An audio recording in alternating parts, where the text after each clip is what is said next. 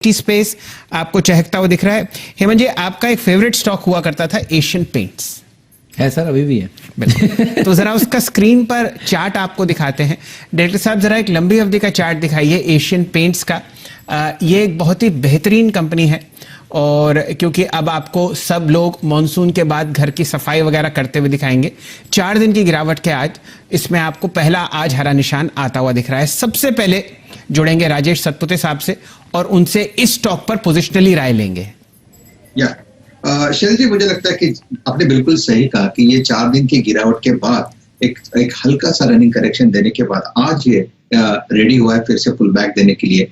In fact इसमें शुभम जी ने आज बाय कॉल दी थी जब इसने ब्रेकआउट दिया था 2020 के ऊपर, और मुझे लगता है कहीं ना कहीं ये 2080 तक जाना चाहिए। इनफैक्ट मुझे लगता है कि आज नया हाई बनाएगा, तो 2080 के टारगेट के लिए यहाँ पे लॉन्ग करे। इसका जो अर्लियर हाई था वो था शैल जी करीबन 2070 का हाई था, लेकिन चांसेस होते हैं जब पुल बैक होते हैं करेक्शन के बाद के वो नया हाई बनाता है। तो मुझे लगता है कि 2080 के टारगेट के लिए इसमें बने रहना चाहिए। स्टॉप लॉस की रही बात, मुझे लगता है स्टॉप लॉस अब ट्रेल करने का वक्त है। स्टॉप लॉस रहेगा 2030 का।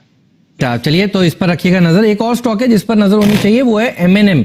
कल भी हम लोग इसकी चर्चा कर रहे थे और इस स्टॉक ने क्या रिकवरी दिखाई है निचले स्तरों से आज फिर से। और कल चल रही थी चर्चा कि सैंगयोंग में अगर हिस्सेदारी बिकती है तो फिर कुछ बहुत ही बढ़िया मानी जाएगी वो खबर। और इसका हम लोग विश्लेषण कर रहे थे आखिरी सौदा में भी, पहला सौदा में भी इसकी बात हुई थी। और आज भी देखिए जब बाजार घूमा है निचले स्तरों से, मिड कैप इंडेक्स 1/4% ऊपर आया, बैंक निफ्टी रिकवर कर रहा है, निफ्टी में रिकवरी देखने को मिल रही है। तो M&M जहां पर खबरें हैं वहां पर सबसे ज्यादा एक्शन देखने को मिल रहा है। इस पर एक राय बताइए मयूरेश जी, आपकी क्या है? M&M कैसा लगता है आपको? और अगर ये सैंगयोंग वाली खबर सही हो जाती है और ऐसा कुछ हो जाता है रियल सेंस में, ये लोग साउथ कोरियन की इस कंपनी से हट जाते हैं, निकल जाते हैं, तो ये कितना बड़ा पॉजिटिव होगा? नहीं, बिल्कुल I think that will be a value accretive deal, क्योंकि आई थिंक जो अटकलें लगी हुई थी इन टर्म्स ऑफ केपेक्स और जो ग्रोथ नहीं आ रही थी और जो रियलाइजेशन ट्रैक कर रहा थे ओवरऑल कंसोलिडेटेड नंबर्स को, तो ऑब्वियसली आई थिंक एक बहुत बड़ा बेनिफिशियली इंपैक्ट आ सकता है। तो ऑटोज के लिए आई थिंक जैसे हम देख रहे हैं, I think this will create a huge positive impact. जो डोमेस्टिक वॉल्यूम्स हैं यहाँ पे स्लो एंड स्टेडी हमें ग्रोथ नजर आ रही है पिछले कुछ महीनों में। जो हम देख रहे हैं एक revenue accretion, I think revenue accretion should slowly and steadily start coming back, क्योंकि जैसे फेस्टिव सीजन आएगा, डीलरशिप खुल रही है टियर 2 टियर 3 टाउन्स में, बहुत सपोर्टिव होगा। इनके पास I think farm equipment segment है हेमंत जी, जो आई थिंक ट्रैक्टर का सेगमेंट की हम बात कर रहे हैं, जो बढ़िया तरीके से ग्रो होता है, और एक SOTP valuation in terms of investments that they have probably done. तो यस, मूविंग एवरेजेस के ऊपर है स्टॉक, आरओईज काफी तगड़े हैं, बैलेंस शीट काफी स्ट्रांग है। तो मुझे लगता है आई थिंक जो इन्वेस्टर के पास है आई थिंक बिल्कुल बने रहना चाहिए। ट्रैक्शन बिल्कुल देखा जा सकता है as the festive season begins, तो एक होल्ड की राय रहेगी जिनके पास भी है उनके पास। चेक बताइए M&M का कैसा लगता है आपको?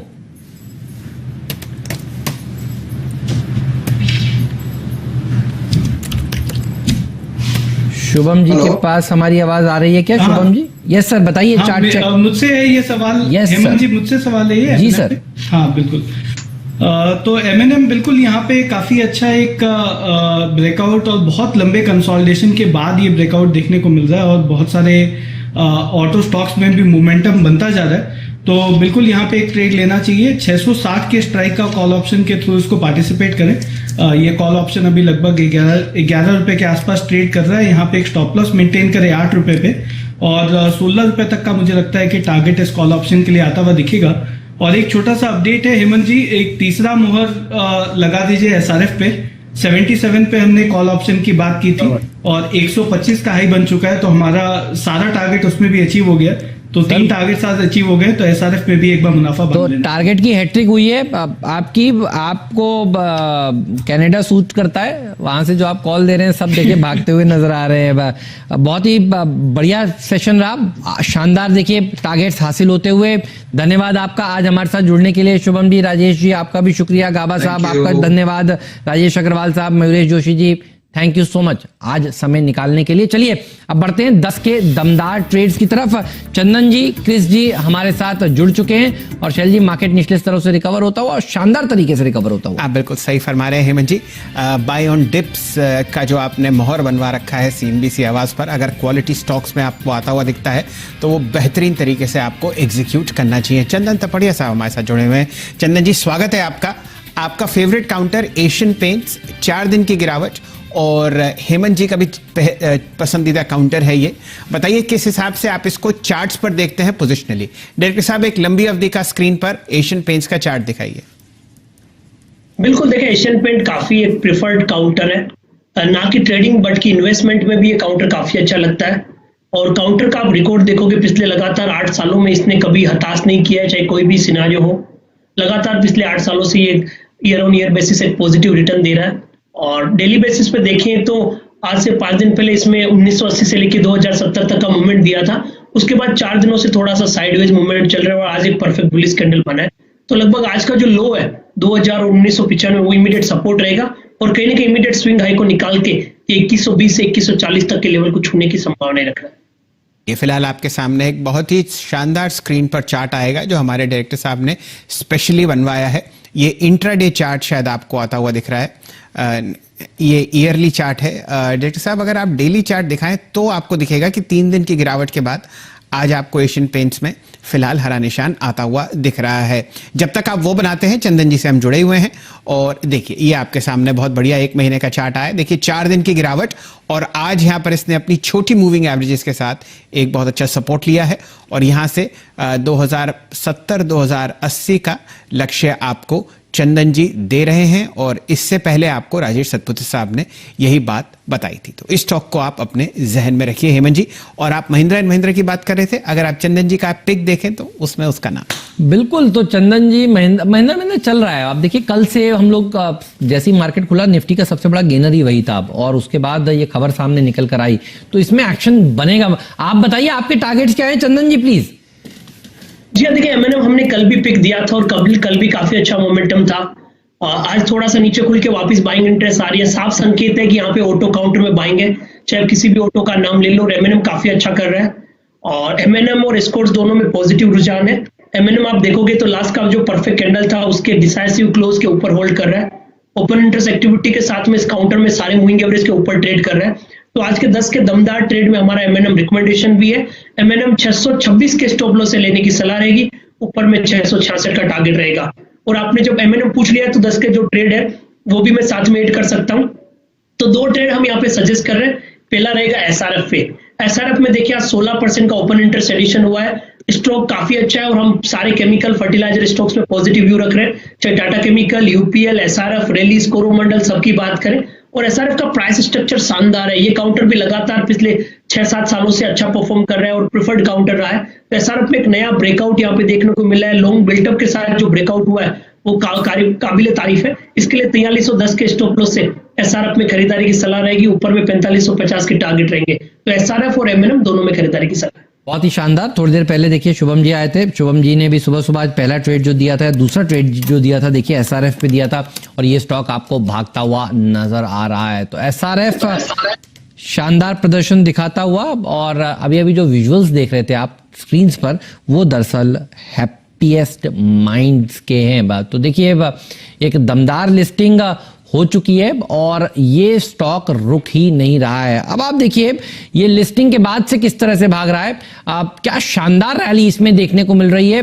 351 रुपए पर इस स्टॉक ने देखिए लिस्टिंग करी, 166 पर ये शेयर देखिए जाकर खुला था, और उसके बाद 51 वाला हो गया है 394 में। इसलिए कह रहा था आपसे जल्दबाजी मत करिएगा इसमें प्रॉफिट बुक करने की, ये सोचकर कि ये खुल गया है ऊपर। सही तरीका यही है कि स्टॉप लॉस को आप ट्रेल करते जाइए और बने रहिए इस स्टॉक में। तो आज की ओपनिंग का स्टॉप लॉस लगाइए और बने रहिए। देखिए क्या रैली दिखा रहा है। थोड़ी देर में सूटा साहब सीएनबीसी आवाज पर बातचीत करेंगे, लेकिन देखिए आप इस समय ये स्टॉक ऑफ द मोमेंट, जैसा स्नोफ्लेक्स ने किया था चंदन जी, वैसा ही देखिए हमारे यहाँ दरअसल हैप्पीएस्ट माइंड करता हुआ क्या शानदार लिस्टिंग हुई, और लिस्टिंग के बाद भाग रहा है। तो हेमंत जी अगर आपकी इजाजत हो तो इसको बाजार का बादशाह बनवा दें आज। बिल्कुल, आज का बादशाह यही है, और मतलब बादशाह वाले काम भी किए थे। सूटा साहब ने माइंडट्री देखिए जब आईपीओ लाए थे,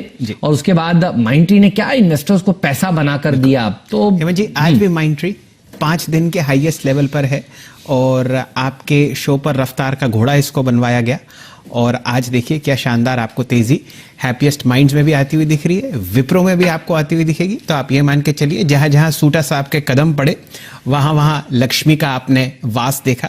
और जो विप्रो टेक्नोलॉजीज पुराने ज़माने में एक बात हुआ करती थी, उन्होंने इसको न्यूयॉर्क स्टॉक एक्सचेंज पर भी लिस्ट कराया, उसके बाद माइंड ट्री को सेटअप किया और अब हैप्पीएस्ट माइंड्स आपके सामने 217 रुपए के आसपास ट्रेड करता हुआ दिख रहा है। 384 100% प्रीमियम पे अगर स्टॉक आपको लिस्ट होते हुए देखता है आईपीओ पर, तो उस पर 20% का सर्किट अलाउड है। बिल्कुल। तो देखिए ये शेयर अब आज बाजार का बादशाह बन चुका है। जैसे आजकल आईटी कंपनियां चल रही हैं वर्ल्ड ओवर, आप देखिए स्नोफ्लेक्स यूएस में 111% भागा और यहां पर देखिए 130% ऊपर हैप्पीएस्ट माइंड का आईपीओ लिस्ट होने के बाद पहुंचा है। और इसी तरह के फायरवर्क्स आपको फिर अब कैम्स आईपीओ में भी नजर आएंगे। विस्तार से बात करेंगे इसकी भी आखिरी सौदा में, वो सोमवार से खुल रहा है और आप देखेंगे कि शुक्रवार को बाजार बंद होने के बाद वो पूरी एंकर इन्वेस्टर्स की लिस्ट आएगी। तो ये जो सीरीज है शैल जी, जब ये सीरीज शुरू हुई थी हमने आपसे कहा था कि पैसा बनेगा केवल और केवल आईपीओज में, और आप देखिए एक के बाद एक बनता हुआ नजर आ रहा है। हैप्पीएस्ट में पैसा बना और इसके बाद देखिए अब दूसरी लिस्टिंग भी बम्पर होगी और उसके बाद फिर कैम्स के आईपीओ में भी आपका पैसा पक्का बनेगा। तो अच्छी रैली यहां पर देखने को मिल रही है। अच्छा, अब हमारे साथ क्रिस जी भी जुड़े हुए हैं, उनको भी उनसे ही पूछते हैं कि उनके व्यू क्या है इस समय मार्केट पर। क्रिस जी, और आपका ट्रेडिंग आइडिया भी बताइए। सुप्रभात आपको जी। Good morning Hemant. काफी अच्छी माहौल है आज मार्केट में। हैप्पीएस्ट माइंड में जहाँ पर लिस्टिंग इतनी जोरदार हुई है तो ऑब्वियसली सेंटिमेंट्स भी काफी यहाँ पर सुधार देखने को मिली है। और मेरा खास नजर है बैंक निफ्टी पर, जहाँ पर एक लास्ट 2 दिन से एक रिकवरी डेफिनेटली देखने की कोशिश कर रहे हैं। और मेरा मानना है कि शायद यहाँ पर 22,000 22,200 के आसपास अच्छी खासी सपोर्ट है। तो यहाँ पर नेक्स्ट वीक अगले हफ्ते की जो एक्सपायरी है वहां पर बैंक निफ्टी का एक रेशियो बुल स्प्रेड का सहारा ले सकते हैं।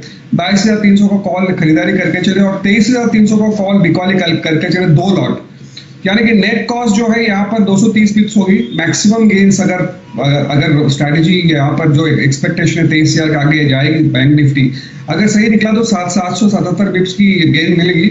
और स्टॉप लॉस 100 रख रहे हैं।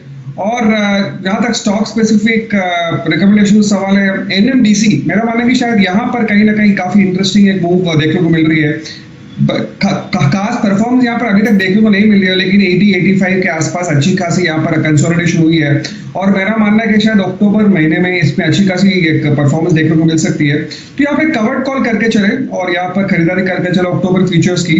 और 100 स्ट्राइक की कॉल को बिकॉली करके जो 4 के आसपास ट्रेडिंग कर रहा है। मेरा मानना है कि शायद इसका टारगेट 100 तक रख सकते हैं और स्टॉप लॉस 85।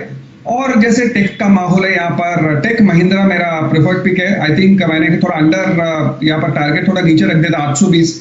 मेरा मानना है कि शायद यहाँ से और आगे जाने की क्षमता है। तो यहाँ पर खरीदारी करके चले 820 का टारगेट और 793 का स्टॉप लॉस। चलिए, ये राय आपको आती हुई दिख रही है टेक महिंद्रा फ्यूचर्स पर। तो आप समझिए कि हेमंत जी एक के बाद एक बाय कॉल पूरे ही आईटी सेक्टर में आपने फिलहाल आते हुए देखी। कल हमारे साथ इसी शो पर नीलेश शाह साहब जुड़े हुए थे। उन्होंने अपने पोर्टफोलियो के 3 स्टॉक्स शेयर किए और उन्होंने 5 शेयर किए और उनमें से 3 आईटी थे, टाटा एलेक्सी, एल&टी इन्फोटेक और HCL टेक्नोलॉजीज। तो उसी के साथ साथ आप नाम जोड़ सकते हैं टेक महिंद्रा का। ये पसंद है सुब्रमण्यम साहब की। और आपको एक लॉन्ग कॉल इन्फोसिस पर आता हुआ दिख रहा है कुछ समय से।